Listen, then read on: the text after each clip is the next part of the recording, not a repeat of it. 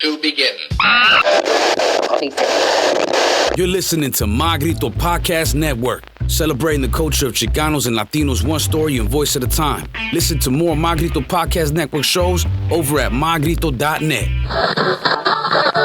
I mean, where do you want me to start? Dude, with that whole thing? I mean, It's seriously, I want to understand how you got into investigative journalism first and foremost. You know, to be able to be put into these positions of pressure, and you have these agencies, right, that to us feel like these big entities that are just kind of overlooking, you know. So how do you navigate? How have you put yourself in these positions and been okay with it, I guess?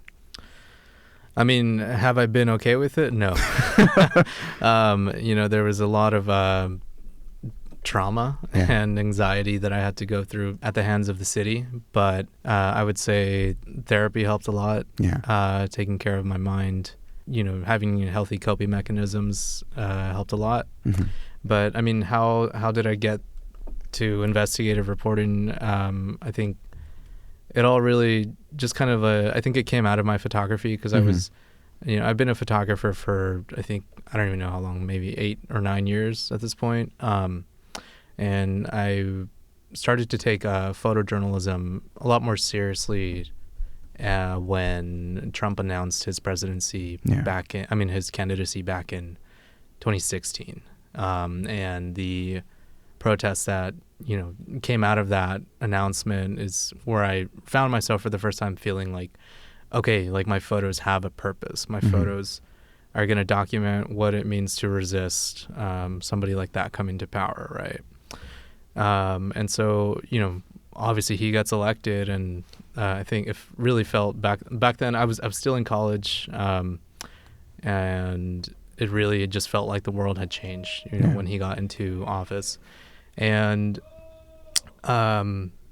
fast forward to 2018, and I'm documenting the migrant caravan down in TJ.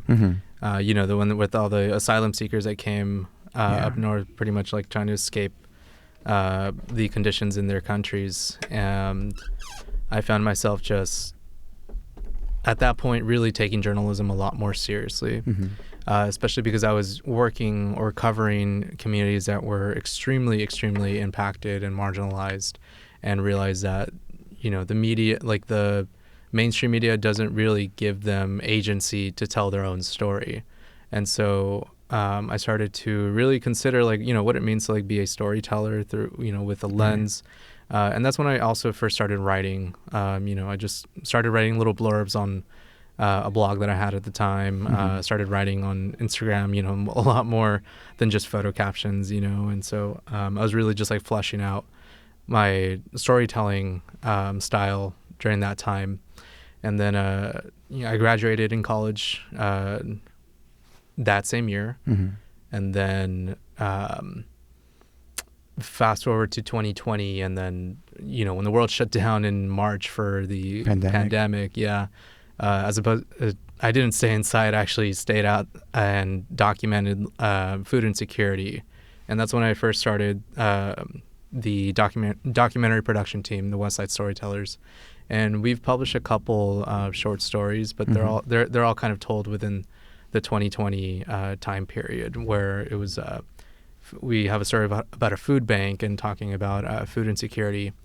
And then, as we all know, you know, George Floyd gets killed at the end of May of that same year. And so we were on the front lines of photographing and documenting what the uprising looked like in Los Angeles and the surrounding cities. And a couple other stories that came out of the whole 2020 movement. But I think, as we were talking before off mic, you mentioned a piece that I wrote for Pointer Institute. And I forget how I got in touch with them, but they essentially wanted me to write, or myself and my colleague J. Roll San Jose, to write a kind of like a first-person piece about what it was like to cover the uprising as a journalist of color, you know, on the front lines, you know, dealing with LAPD, with the LA Sheriff's Department firsthand, dealing with different types of protesters, people in the street, and, you know, just from that perspective of a journalist of color. And so I would say, that was the first time that I actually got published for my writing in like a major outlet, which was really cool. I'm not going to lie. I was, a couple of years out of college and find myself on a national outlet. And so I was really excited, Unfortunately, it was about something that was incredibly traumatic as a reporter of color and, getting kettled a few times. The threat of violence by LAPD is pretty much always there, having to navigate that. Watching people get beat down, shot at by the LAPD. It's just like all that stuff is really like it stays in your mind. And so I had to kind of like write from that perspective. I mean, at that point, like you're mentioning, you being a person of color in those situations where it's not as easy to identify you separate from those groups. You put yourself in these positions where you're risking your physical self as well. So from there, that started leading you to some reporting on the Santa Ana Police Department, right? And then how did you end up reporting on them? That feels like a movie at this point, but it's like there was some document that was like leaked out from the police department, some information about an incident that is now known as the Collegiatown incident. And this happened, I don't know if you're familiar with the Collegiatown restaurant chain. Yeah. But there's like Mexican sushi. Yeah. There's one in Santa Ana. It's on Bristol Street. And this document that was leaked had information about an alleged sexual assault committed by off-duty Santa Ana police officers on a child who was at the restaurant. And as soon as I heard about this, there was on the document there was some info as to like how to. There was like the incident number, right? And with that incident number, I'm able to kind of ask for documents, what's called a public records request. And so I started submitting public records requests to the city of Santa Ana, and it was really an uphill battle because ultimately what we uncovered is that this entire incident was being swept under the rug and actively covered up and suppressed by the former police chief, who was the police chief at the time that the incident happened. And the incident involved his essentially his right-hand men that were part of this allegedly elite team at the Santa Ana Police Department. And so it was an uphill battle to get these documents. The city first said that they didn't exist. The police chief sent me a letter saying that the records had been destroyed because they were past the amount of time that they're allowed to keep them, what's called a retention period. But then we sued because it really felt like they were withholding a bunch of stuff. And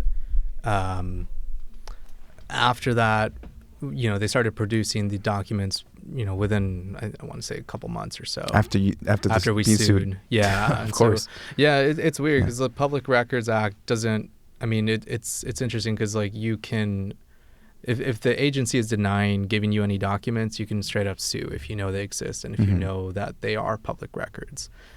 So if you're able to find an attorney, then I always tell people you should just sue them because then they're just going to drag it on and never give them to you.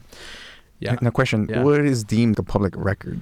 Yeah, so I guess in that context, what I was asking for was what's called an incident report, and it's a very basic report that pretty much every police department creates whenever they're on scene doing whatever.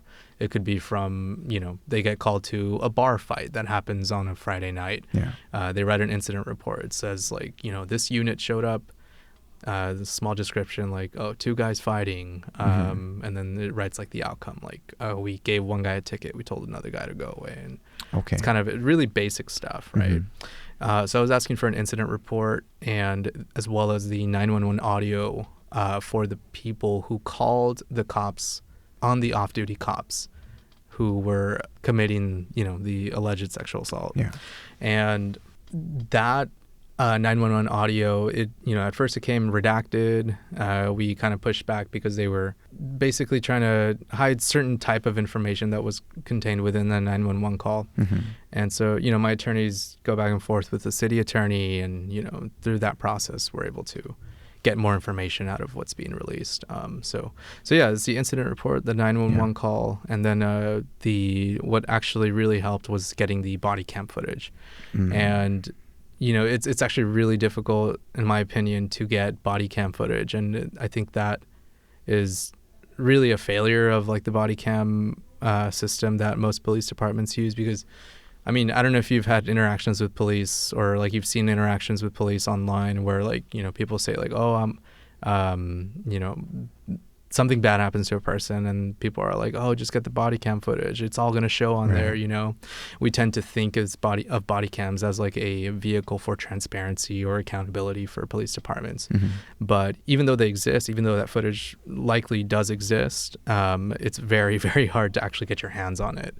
And even for this, we did receive ultimately through the lawsuit, the body cam footage that pertained to the cops who showed up to investigate what had happened. But even then, it was highly, highly redacted. There was witnesses who were redacted, couldn't tell who they were. And so it was, it makes my job harder to kind of like track things down, track people down. So I can like, ask them for an interview or like see if they'll get on the record about, or if they'll talk about like what happened that night. And because things were so heavily redacted, it was very, like I said, an uphill battle to get this stuff. Now, so I can understand a little better. What's the reason for the redaction? Is it for protection of like internal affairs for them type of deal, or is it like?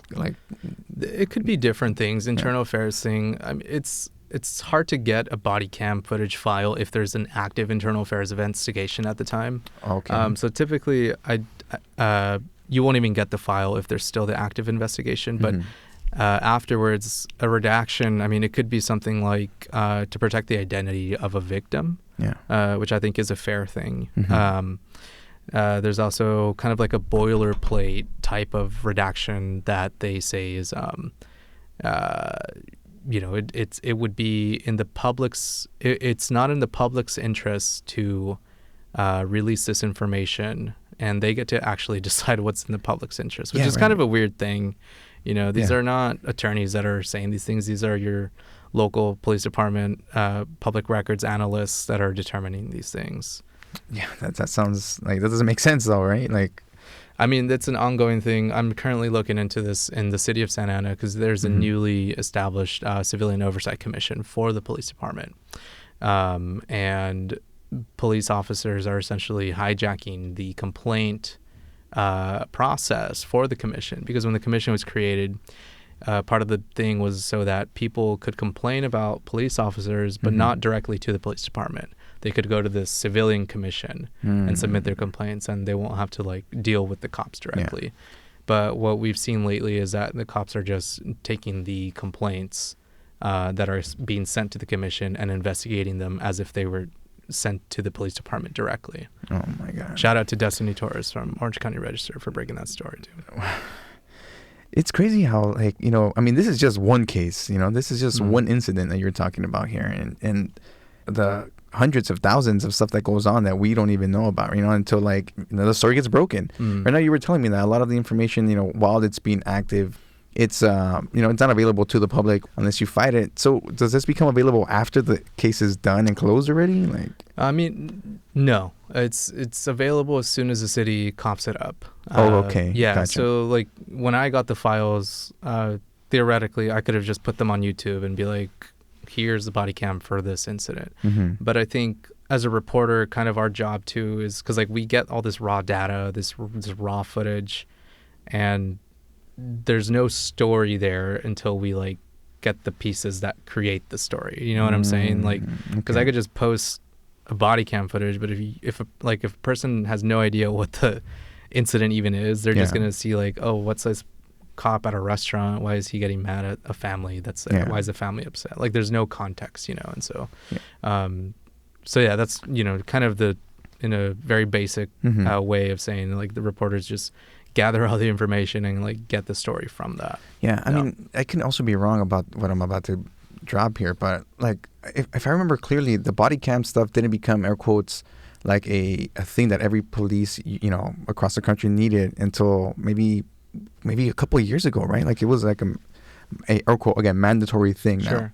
I'm not too sure. I think man, I don't want to say the wrong thing, but I pretty sure I read something that the Obama administration, I don't know what year, was kind of the push for the like a federal rollout of body cam systems all throughout the country. That doesn't mean that, you know, at that time all the police departments or even a lot of police departments adopted them, but it's just kind of when his administration signaled like, hey, we should push this initiative for police departments. Yeah, and that's crazy. Like now we have the cams available, but then the footage is almost nearly impossible to get your hands on, right? Mm-hmm.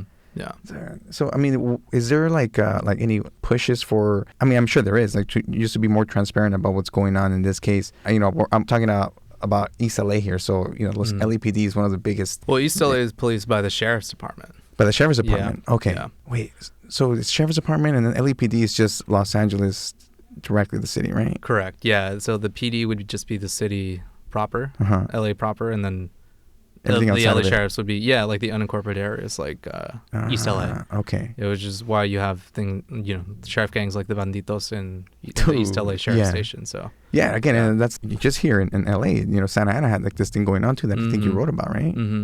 Yeah, and that was ultimately like the story that came out of this Caliche Town incident, among a couple other incidents and internal things that happened at the police department, as well as an anonymous whistleblower that came forward about this, you know, police gang at the police department. And so they were called the Met.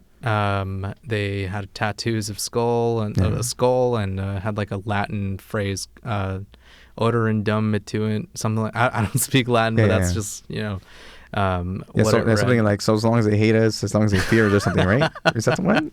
Yeah, it's very like a a childish statement, but it means let them hate so long as they fear. Yeah, right. Which is, I don't know, it sounds like something out of like Call of Duty or something.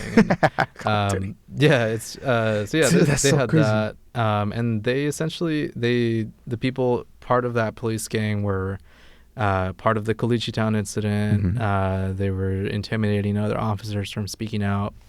They essentially were allowed to do whatever they want within the department because the chief essentially signed off on their behavior and didn't care to actually hold them accountable for anything.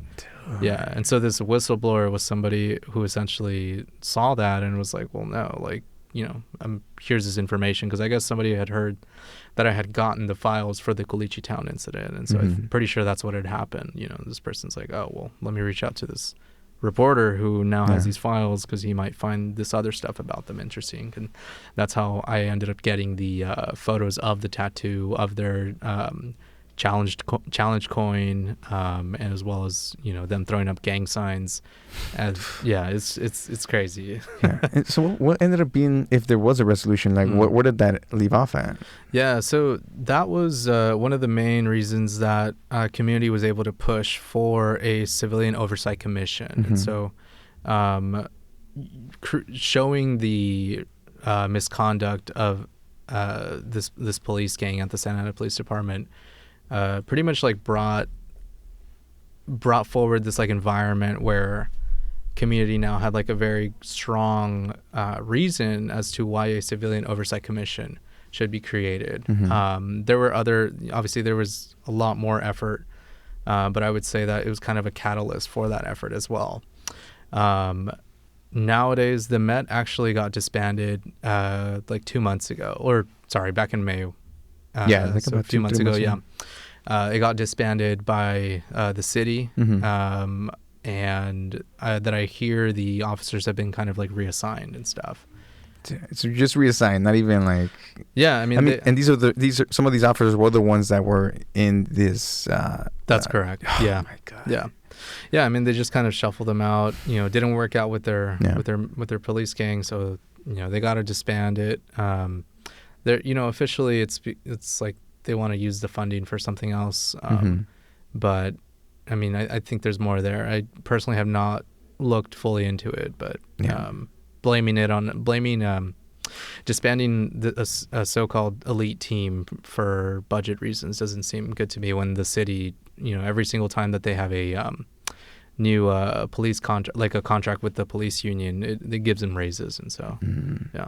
Now, when you ended up getting into the situation with the city of Los Angeles, what year was this? Was like 2022, from my understanding? Yeah. So the city sued me in April of last year. April last year. Yeah. Okay. But I think like this whole, like everything that happened with the city of LA, it's partly connected to Santa Ana as well, because Santa Ana is the first place where I made the public records request for the headshots of the police department. So I did that first in Santa Ana in like in May of 2021. Okay. And then I got the headshots that summer. And then in October of 2021, I did the same request for LAPD. And the reason that I made that request is because there's a couple things, but one is because I was watching some cop watch videos online where there's like this pattern of LAPD hiding their badge numbers. They're you know they're throwing a flashlight beam into the phones. Into the phone camera, and it blinds the whole camera, so you can't film. And this, keep in mind, this is a year after the uprising, and so like what I experienced out there on the front lines too is like it kind of all exists in that whole environment of like, okay, just witness a bunch of police violence. What does transparency and accountability mean? And for everyday policing, when you're filming cops and they are doing everything in their power to not be filmed. Yeah. And so I just kind of put two and two together, like, well, I just did the headshot request in Santa Ana and got the photos there. Let me just do it here in LA. In January, a few months after that, in January of 2022, the city or the LAPD responded by saying that they're not going to give me the photos because they're on film, essentially. And I don't know, are you familiar with like film? Like, okay, so you gotta like process it. Yeah, like processing it to digitize all of it would be like such a huge task that they're not gonna do it. And so I'm just kind of like, damn, that's crazy. Like, you're telling me that you don't want to do something that Sammy's camera does every single day. Yeah, and with the budget you guys have. Yeah, they have like $3 billion. And so I was just kind of like, it doesn't really make sense to me. But so I sued them.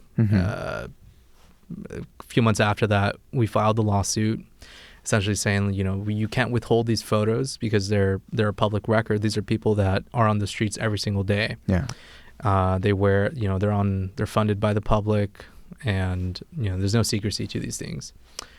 And there was some back and forth between my attorneys and the city attorney, and by September of that same year, 2022, I got a phone call from my attorneys basically saying like, hey, the city said that they're ready to give you the photos. Mind you, we had to buy them a flash drive for them to transfer the photos, because they couldn't figure out how to transfer like only 300 megabytes of photos to me.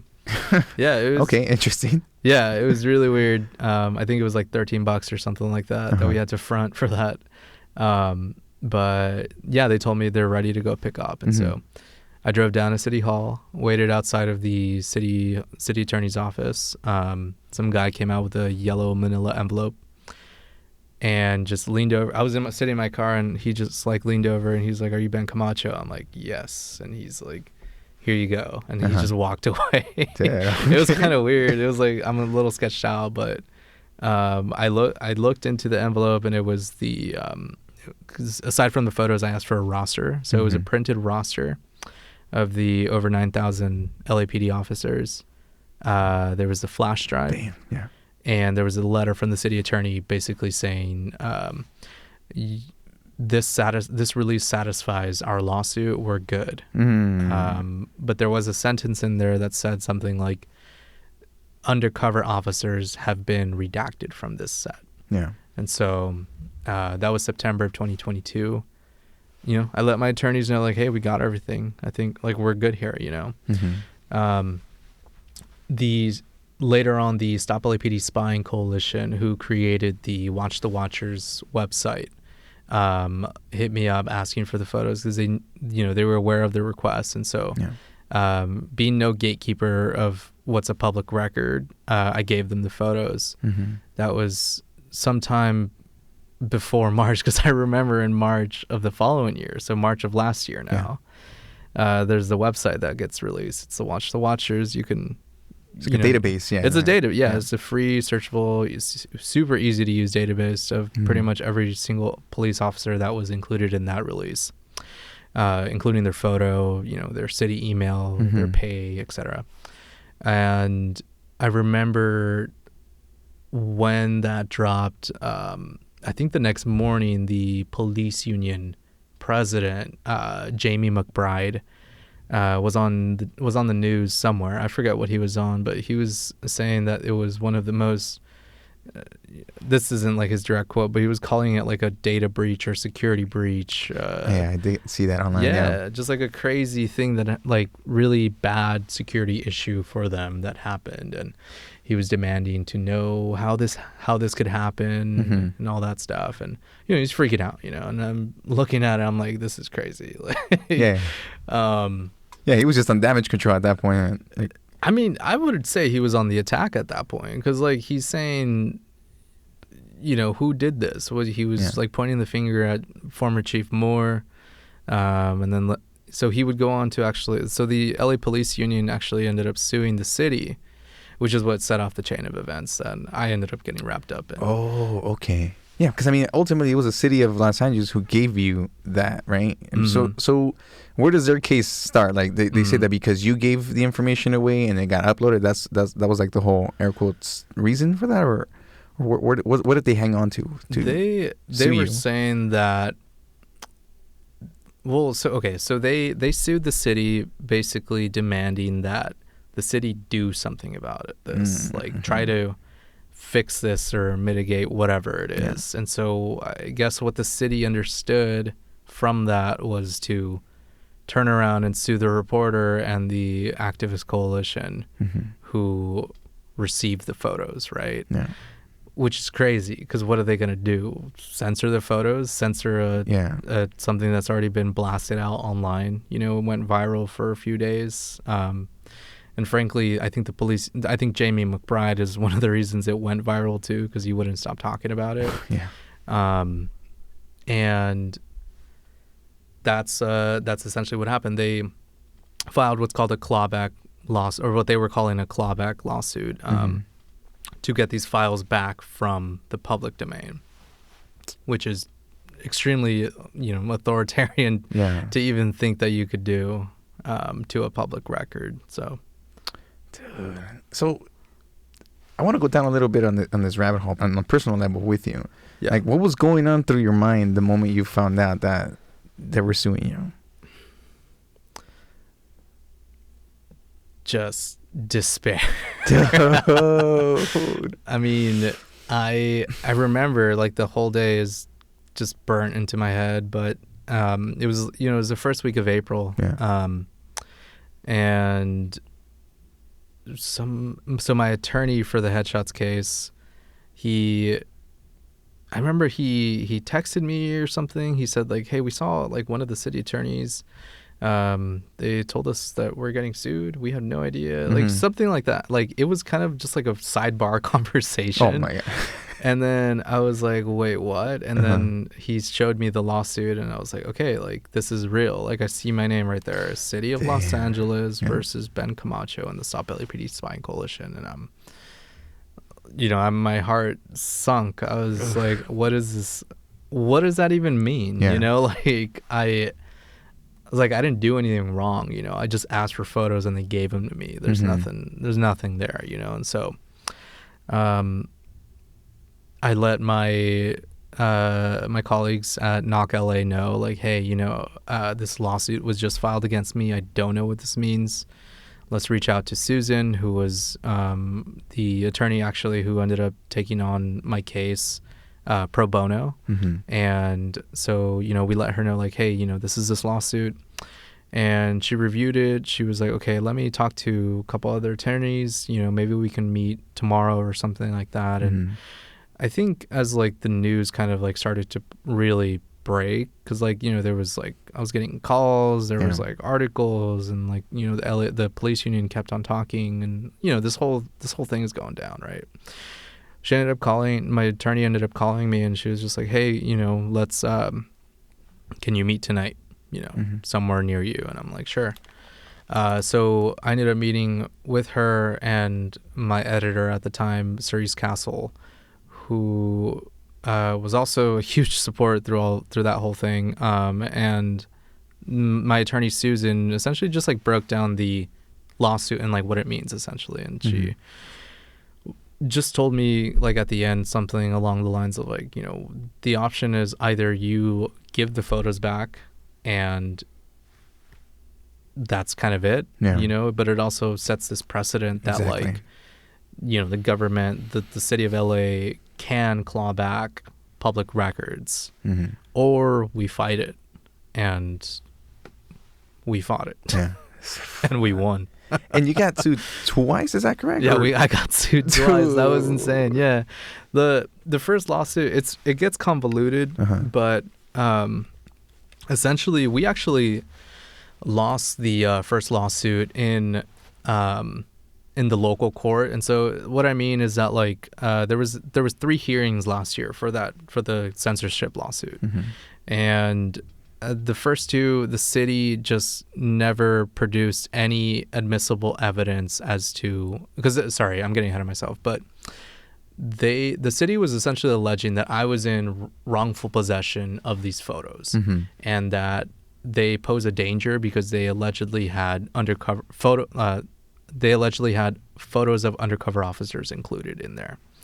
The city never submitted any admissible evidence that there are actually undercover officers in the data set, and they failed to establish that I was in wrongful possession of these photos. You can take a giant guess why. It's because they gave them to me, right? It's like I gave you my keys right now. I'm like, bro, at least he took my car. Right, he gave you the keys. Yeah, right.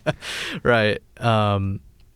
And so that was the first 2 hearings. The third hearing where we essentially were arguing to get it tossed out, we lost that hearing. And so that's when it became even more serious because that entire lawsuit was about what's called a prior restraint. The city of LA was seeking a prior restraint on the photos of LAPD officers. And what that means is that I don't know if you're familiar with like the Pentagon Papers, but this is like a famous like Supreme Court case. And so essentially, even in the case of so when the New York Times received these stolen military intelligence files from Daniel Ellsberg, and they were going to write a story about it. This is the Vietnam War and all that. And the government essentially was like, hey, wait, you can't publish those. The issue goes to court. Goes to the Supreme Court. Supreme Court says that even in this case, even though there's like, national security issues are involved, these are stolen military intelligence files, the New York Times, the press has a right to report on this stuff because of public interest. Yeah. And so that was called a prior restraint. They ruled that a prior restraint could not happen on those military intelligence files. Fast forward to my case last year, in the third hearing, and the judge essentially says that a prior restraint can happen on these files, even though they're a public record, even though they've already been published, even though the city themselves gave them to me. They're not stolen. They're not military intelligence. There's no national security issue at stake. But the judge essentially said, yes, we can censor these. And so that's when I remember reading this. It was like an op-ed by the Reporters Committee for Freedom of the Press, and basically saying that this judge greenlit a dangerous prior restraint on these files, and it would essentially affect like the free flow of information, at least in California, for sure. Yeah, and so we ended up appealing that, and when things get to a higher court, they take a lot longer to happen. And so in the waiting of, appealing it and getting the briefs filed, there's another lawsuit that gets filed. There are about 900 LAPD officers who sue the city saying, hey, city, you exposed us when you gave Camacho those photos. We want you, city, to pay us damages. And the city, fast forward to January of this year, the city ended up suing me again, me and the Stop LAPD Spying Coalition, essentially saying, whatever we, the city, are going to be on the hook for these 900 cops, we want Camacho and the coalition to pay. What? And so they got me on the hook for what could still be millions of dollars. That case is still ongoing, by the way. So. Oh, crazy. Yeah. Dude. This is why I wanted to ask about how that affected you personally. Because, I mean, you know, again, going back to the whole thing, I'm a normal dude. And just when I get stopped by the cops, I'm already like, oh, man, I'm already feeling some sort of like anxiety, right? But now when you've got the whole, basically, you know, the air quote system on top of you, it's like, dude, how do you even manage to go through that and keep yourself composed to make sure you see it all the way through, stand your ground, to make sure that, you know, this doesn't resolve in a way that's going to set precedents for the future, you know? And I think that's pretty huge. Well, I mean, I think you said it there at the end. Like, if we folded off the bat, or we gave up at some point during the case, it would mean it would set that precedent for the future. You know, it would mean that reporters everywhere, especially in California, would be affected by this ruling. And it would mean that whenever anyone gets a public record and you report on it and you publish it, and the city or a public official or agency doesn't like what you reported, they could sue you for trying to get this info back. And if the second case hadn't gotten tossed out recently, it would also mean that they can sue you for damages, just for doing your job, just for reporting on stuff. And so, I mean, it was immense pressure, and probably it's definitely one of the most intense things I've ever had to do. But I would always remind myself, like, what's at stake, really. And like, at the heart of it really is like the free press, right? Yeah, right. Like, if you believe that we live in a democracy and that we, you know, let me go back a little bit. If you believe that we live in a democracy, you should also feel that you have the right to make like an informed decision. Yeah. And cases like these, cases against reporters, not just me, because, you know, this is just one instance where this happened. This is the government chipping away at that First Amendment right. Yeah. This is the government testing the water, being like, oh, let's try censorship again. Yeah. And I really feel that, this is my opinion, not really, it's just my hunch, but I really feel that Heidi Felsing-Soto, the LA city attorney, saw this as a chance for her to essentially be like, oh, let's see if we can undo this First Amendment right. Let's see what we can chip away this time. Let's sue this reporter. It's the perfect case. He's a person of color. He's a independent from a, you know, just a small newsroom. He probably doesn't have the resources, but, you know, she didn't know who she was picking a fight with. But, and thankfully I had so many people and institutional support for the lawsuit, or to defend against this lawsuit. But I think it's just really the government is on this attack towards is attacking the First Amendment. And this clawback case and the second case was one of the latest iterations of that attack. You know, we have cases all the way at the top. Julian Assange, you know, that was still going on when I was getting sued. And you had my local case. You have reporters getting arrested while on the job. You have reporters getting beat while reporting on a protest, things like that. And even like surveillance on a few reporters too. Yeah, there was a story recently by Cerise about the LASD surveillance, right? Yeah, exactly. Yeah, and like, I mean, I think that tells us all that we need to know. It means that the police are vehemently opposed to us reporting and shedding light on what they're actually doing. Yeah. And you brought up a great point about, you know, like them making a case that, you know, you're a person of color, you aren't independent, basically. So you know, for the most part, they wouldn't think you have the resources. So anybody else in this position that wants to go down this path, right, of investigative journalism, and they don't have the capabilities, right? If this had set that precedent we were talking about, then it just stops them from even wanting to do this, right? You know, you don't have the resources. At least a bigger media outlet can at least take on the legal fees and all this stuff. But somebody small, like, you know, that's usually where you get the raw information from, right? Like, you know, so you having that taken away, you know, I can't imagine what that would have, you know, set forward. I mean, again, one of the things that I mentioned about, like, or that you mentioned right now about them chipping away at certain things, I was reading this article recently that I think in Santa Monica they're doing like drone surveillance now. Like I think the police force is using drones to kind of help crimes and stuff. Mm-hmm. And sometimes I'll go through comments and I'm reading what people think and stuff, and a lot of them are like, well, you shouldn't be doing the crime in the first place. But it's like, that's the problem, because now you're okay with them just having this drone looking at stuff, right? Mm-hmm. And they're like you said, they're testing the waters to see how far they can go until they, you're in a complete surveillance state, and you're like completely okay with it because they did it little by little. Yeah, and I think the other thing too about surveillance is that surveillance presupposes criminal crime, essentially. Mm-hmm.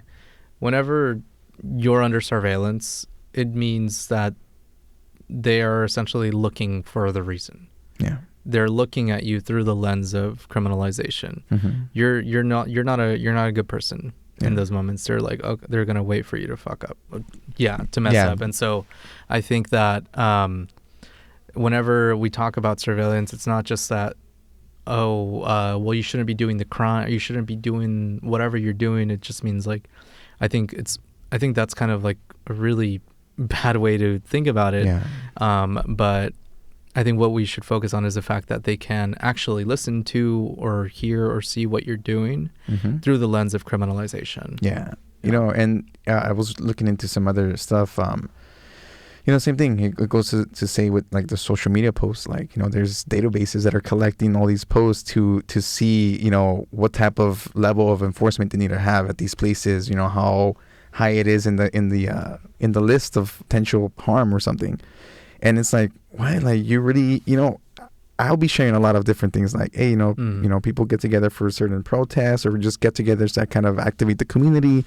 And you start seeing like, this is the stuff that's already being used in a way against you to kind of build this catalog of potential things that you may be involved in. Mm-hmm. And like you said, it's the whole criminal aspect of it. It's like, you may not even be in those intentions, but based on this algorithm, on this database, on this program that they're purchasing with hundreds and thousands of dollars, it's like, okay, you fit into that category. Hundreds of thousands of your dollars too. Exactly. Like we are all paying for that. Yeah. And I think that's also why getting involved civically is also extremely important, because we should be scrutinizing how funds are being used. We should be criticizing when people are essentially what looks like a blank check to police departments across the state, the country. Yeah. Now, I'm sure it has, the experiences you went through, but how has that changed your perspective of, being a journalist? I mean, I think it has empowered me to kind of just step into this role more. Mm-hmm. I think press freedom is at stake. And look, I'm thinking about this like how we're in an election year, and there's these two choices apparently that both are extremely problematic. But all of the attacks have happened under both sets of precedents, right? And so we had Obama with the intense militarization of police, right? The buildup of it. Yeah. We have Trump with the reaction to the uprising, sending a National Guard and sending federal agents into suburbs and cities and things like that. And he recently said he wants to give immunity to all police officers. Right. And then we have Joe Biden, where and throughout all those, Julian Assange has been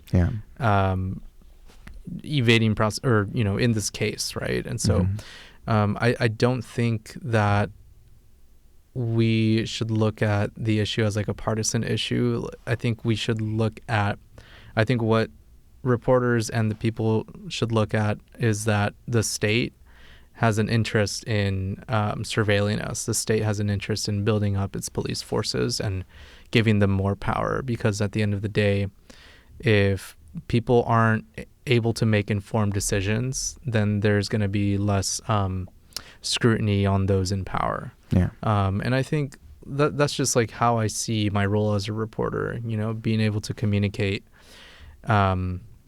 how the government is using its police force and how it's affecting people, because we need to know these things. And so I think looking at police through that lens is how, I use my, I guess, anger really from all these, from these cases that I went through.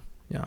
Now, from your personal opinion, like, what do you think is the best way for us to move forward with this? Because I mean, you hear these stories, you see that there's organizations that are trying to hold these institutions accountable, but it feels like there's no movement, you know? So it's easy to get discouraged, like, this is what we live in. Like, so is there anything that you kind of see that as somebody in your position as a reporter can help the public, I don't know, educate themselves in something? Or is like, what do you think? I always just ask folks to try and be in community as much as possible, to find community and start organizing.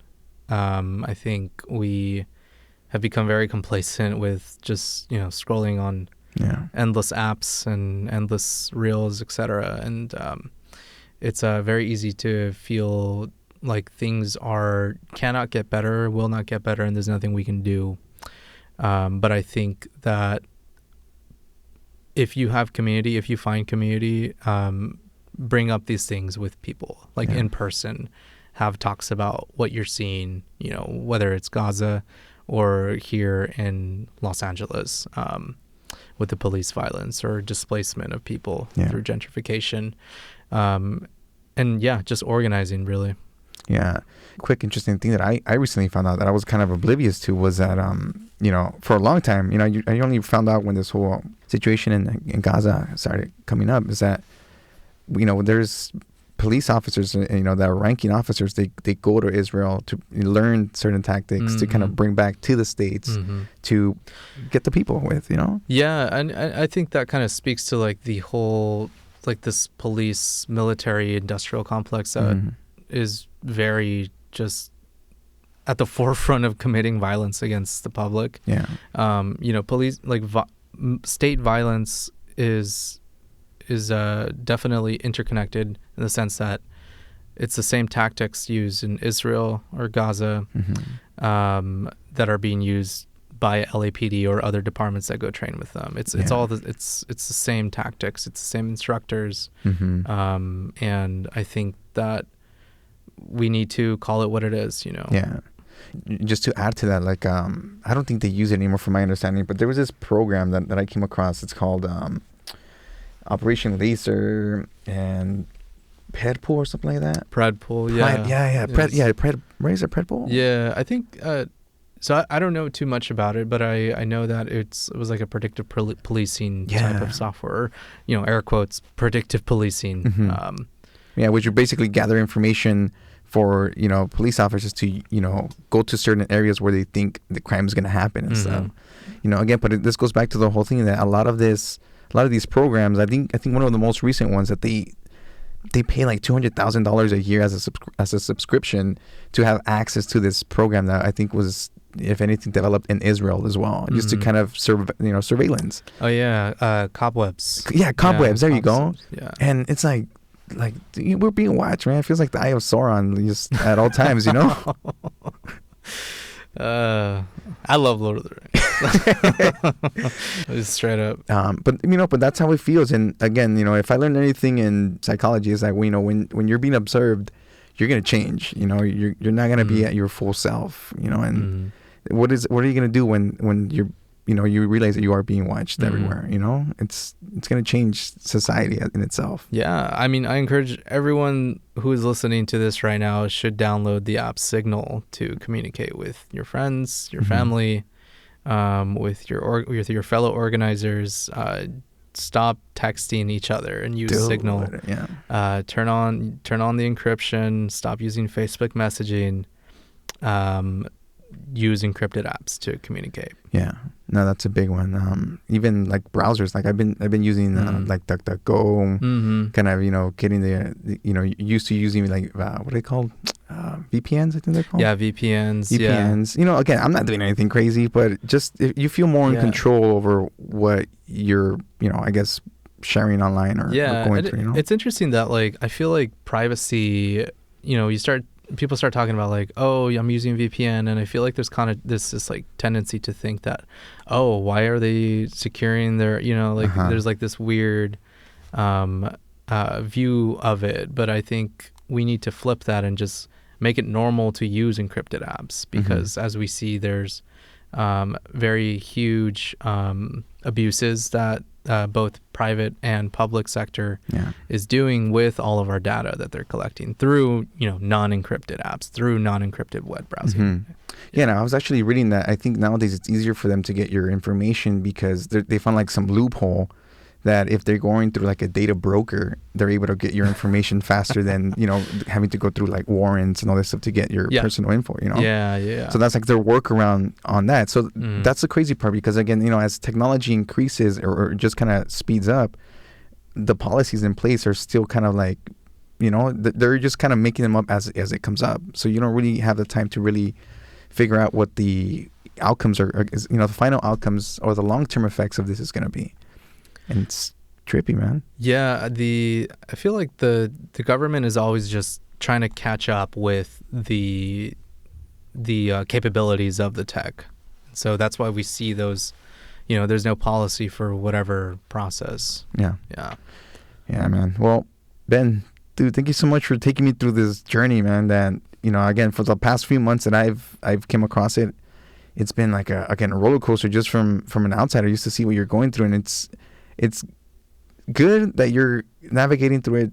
At least it looks like pretty like, Oh, absolutely. I mean, it's done. We won. The city has to pay $300,000 for my attorneys. Yeah. The other lawsuit is we got tossed out. I want to make sure that people understand these cases are done. Yeah. And we sent a very strong message to the city that there aren't going to be any clawbacks on public records. I love that, dude. Well, thank you for being the one that went through this and making sure that you stood your ground, because that's all we can really do. As individuals, anywhere we are, if you know the hard facts, you should be able to stand your ground on it and not fold, in the face of these huge entities. Yeah, and you don't have to go through it alone. I had friends, I had a support system. I think that is, I would not have been as okay as I was had I not had any of those people. The support system. Yeah. Dude. Ben, thank you again. For people, if they want to follow you, if they want to catch up on like your reports or your, any of your entries, like where can people find you? Yeah, so I'm on X and Instagram at Ben Camacho 0. Can Google my name at this point and just see all the messed up stuff the city of LA put me through. But yeah, I'm easy to find. All right, Ben, thank you. And then we'll catch you guys next week. Peace.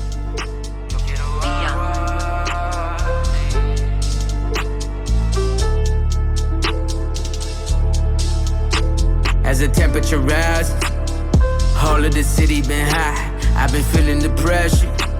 It feel like the 4th of July. The cuetas go off in the night. We live in a drought. The seas start to die. We need holy water outside of the church. Praying the sky while we die in the thirst. We suffer through pain and we live with the hurt. Another brown child on the front of a shirt.